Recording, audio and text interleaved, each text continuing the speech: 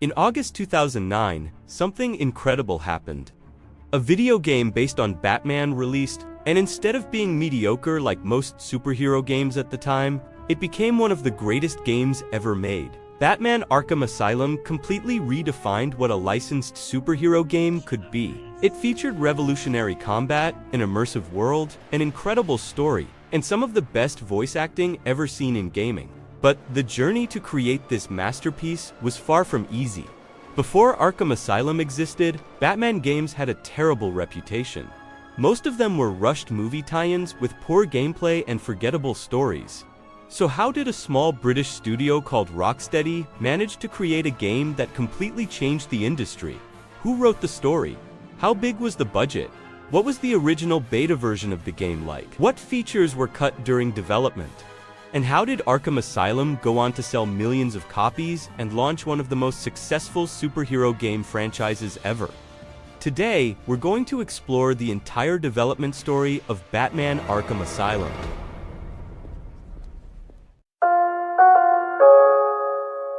The story begins in 2004. Two developers named Sefton Hill and Jamie Walker founded a small game studio in London called Rocksteady Studios. Before starting Rocksteady, they worked at another studio called Argonaut Games. But when Argonaut shut down, Hill and Walker decided to build their own studio. Their first game was Urban Chaos: Riot Response, released in 2006. It was a tactical first-person shooter published by Eidos Interactive.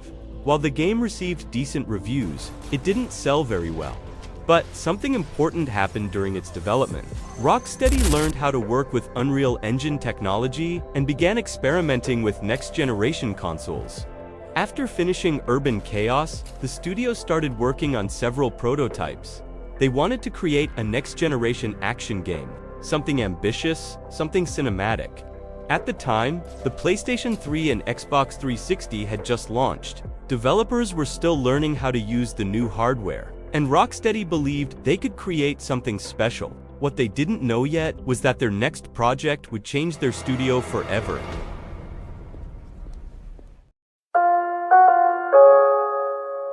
In 2007, something unexpected happened. Publisher Eidos Interactive secured the rights to make a brand new Batman video game. But there was one big problem. They still needed a studio to actually build it. Instead of choosing a massive AAA developer, they made a surprising decision. They approached a small studio called Rocksteady. At the time, Rocksteady was almost unknown in the industry. They had only released one game, and very few people expected them to create something special. But that small team was about to change superhero games forever. When Eidos saw Rocksteady's prototype for a next-generation action game, they were impressed, very impressed. So they asked the team a simple question: what would your Batman game look like? That question sparked the beginning of something big. Rocksteady immediately started brainstorming ideas, characters, gameplay systems, and the overall tone of the world. But from the very start, they had one clear goal. They didn't want to make another movie tie-in game. Those kinds of games were rushed and usually forgettable. Instead, Rocksteady wanted to create an original Batman story, a story that truly respected the character, something that felt like it came straight out of the comics.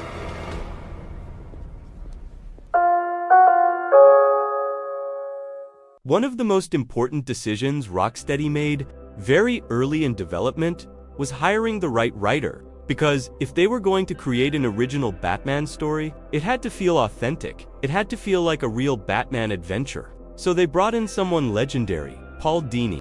Dini was one of the main writers behind Batman, the animated series, one of the most beloved versions of Batman ever created. Over the years, he had written countless Batman stories across television, comics, and animation. He understood the characters better than almost anyone. In 2007, DC Comics approached Paul Dini with an interesting request. They asked him to write an original story for a brand new Batman video game. For Dini, the idea was exciting because most Batman games at the time were tied to movies, and those games were usually rushed to release alongside the film. But this project would be different. This would be a completely original story, a story created specifically for a game. When Dini finally met with the developers at Rocksteady, something immediately clicked.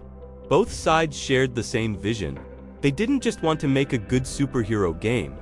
They wanted to make the definitive Batman experience. Together, they started building the story, and the opening would begin with something simple. Batman had finally captured the Joker. After another night of chaos in Gotham City, the Clown Prince of Crime was being transported back to Arkham Asylum. Everything seemed normal, almost too normal. But, of course, the Joker had planned everything. The entire arrest, the transfer, even Batman bringing him to Arkham. It was all part of a much larger trap. Because the moment Batman stepped inside the asylum, Joker would seize control of the entire facility. Security systems would fail, cells would open, and suddenly, Batman would find himself trapped inside Arkham Asylum, surrounded by some of Gotham's most dangerous criminals. And that night, Arkham would become Batman's personal nightmare.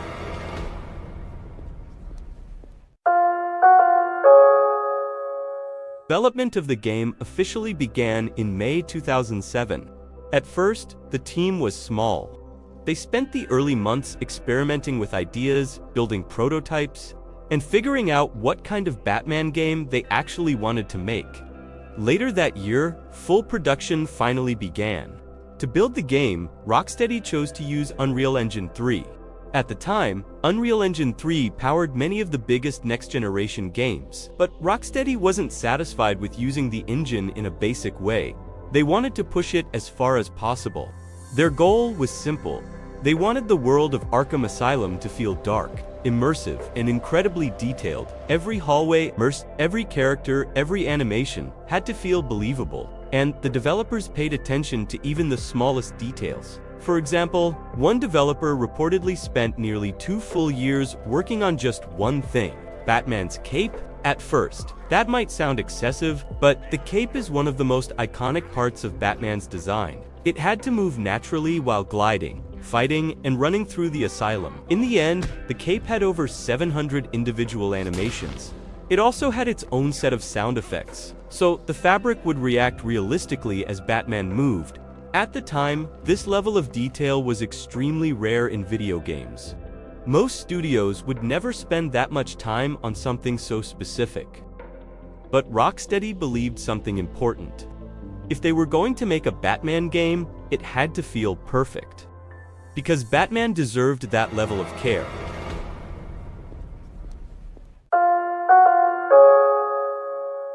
The exact budget for Batman Arkham Asylum was never officially revealed. Rocksteady and Eidos never shared the final number publicly, but according to industry estimates, the game likely cost tens of millions of dollars to develop. Most analysts believe the budget was somewhere in the range of $20 to $25 million. To modern audiences, that number might not sound very large. Today, many AAA games cost well over $100 million to produce. But back in 2007 to 2009, a $20 million budget was still a huge investment, especially for a studio like Rocksteady at the time. The team had only released one previous game. They were talented, but they were still relatively unknown in the industry, which meant this project carried a lot of risk. If the game failed, it could seriously damage both Rocksteady's future and Eidos' investment. But despite the pressure, the developers stayed focused. They believed they were building something special, a Batman game that would finally break the curse of bad superhero games. And if they succeeded, it could change the reputation of superhero games forever.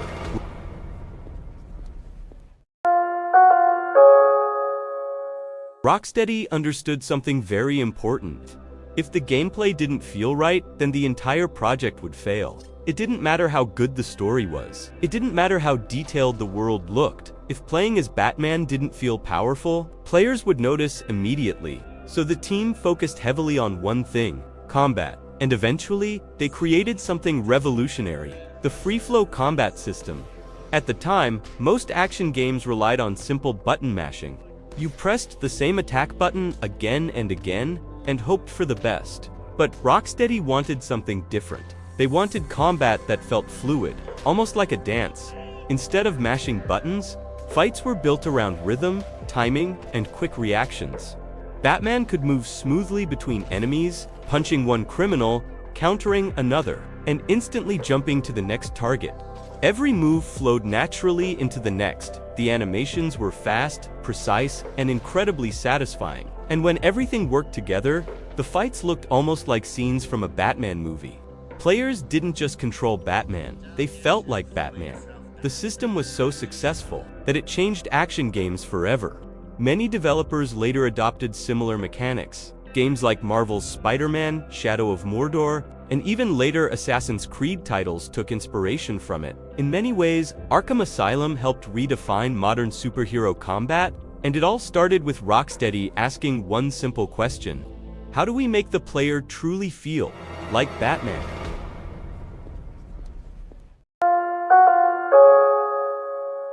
During development, several beta versions of Batman Arkham Asylum existed. These early builds looked very different from the final game, and the developers were constantly testing new ideas. Some of these features were eventually improved, but many others were removed completely. For example, early beta versions of the game had different enemy AI. Enemies behaved in more unpredictable ways, and the combat system wasn't as smooth as it would later become. Rocksteady also experimented with different stealth mechanics. At one point, enemies could react much faster to Batman's movements, which made Predator encounters much more difficult. The team also tested alternate level layouts. Rooms were rearranged, corridors were redesigned, and some areas of the asylum looked completely different in early builds. All of this testing was important because Rocksteady needed to find the perfect balance between three key elements: combat, stealth, and exploration. If one of those systems felt too strong or too weak, the entire experience would fall apart. But like many games in development, Arkham Asylum also had a large amount of cut content. Ideas that sounded exciting, but ultimately didn't make it into the final release. One interesting example involved Mr. Freeze's early story concepts included an appearance from the famous villain, but eventually the developers removed him. They felt his motivations didn't fit well within the Joker's chaotic plan for Arkham, so the character was saved for a later game. Another strange idea involved Poison Ivy. At one point, developers imagined a massive living maze made entirely of plants. Batman would have to navigate through twisting vines, giant roots, and constantly shifting pathways. And at the very center of this maze, the Mad Hatter would appear. He would host a bizarre and twisted tea party for Batman. But in the end, the developers decided to remove this concept. They felt the tone didn't match the darker, more grounded atmosphere of the game. Another feature that was considered was the Batmobile. Rocksteady briefly explored the idea of letting players drive the vehicle, but building a full driving system would have required months of extra development, and the team needed to stay focused on the core gameplay, so the Batmobile was removed from gameplay entirely, and only appears briefly in cutscenes.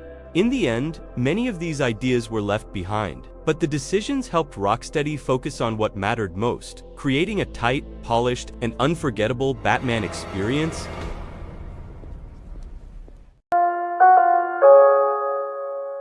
Rocksteady made another brilliant decision during development. Instead of hiring completely new voice actors, they decided to bring back some very familiar voices. Voices that Batman fans already loved. The team reached out to the cast of Batman the Animated Series, and two legendary actors agreed to return. Kevin Conroy came back to voice Batman. For many fans, Conroy is the voice of the Dark Knight. He had been portraying Batman for years, across animated shows, movies, and video games. And then there was Mark Hamill. He returned to voice the Joker. Hamill's version of the Joker was already considered iconic. His performance balanced dark humor, chaos, and genuine menace. Bringing both actors back instantly changed how fans viewed the game. Suddenly, this didn't feel like just another superhero game. It felt authentic. It felt like a true Batman experience. Many players even said the game felt like they were playing through a lost episode of Batman the Animated Series.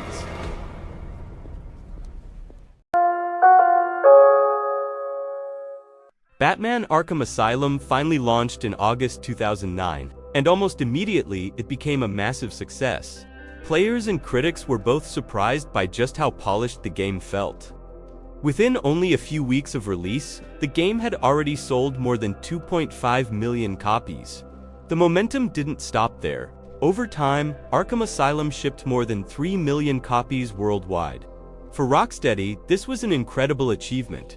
Just a few years earlier, they were a small studio with only one previous game, but now, they had created something truly special. Critics praised almost every part of the experience. They loved the combat system, which felt smooth and satisfying. They praised the story, which captured the spirit of Batman perfectly. The dark atmosphere of Arkham Asylum impressed players as well. Every hallway, every cell felt eerie and alive. And of course, the voice acting received huge praise. The performances from Kevin Conroy and Mark Hamill, it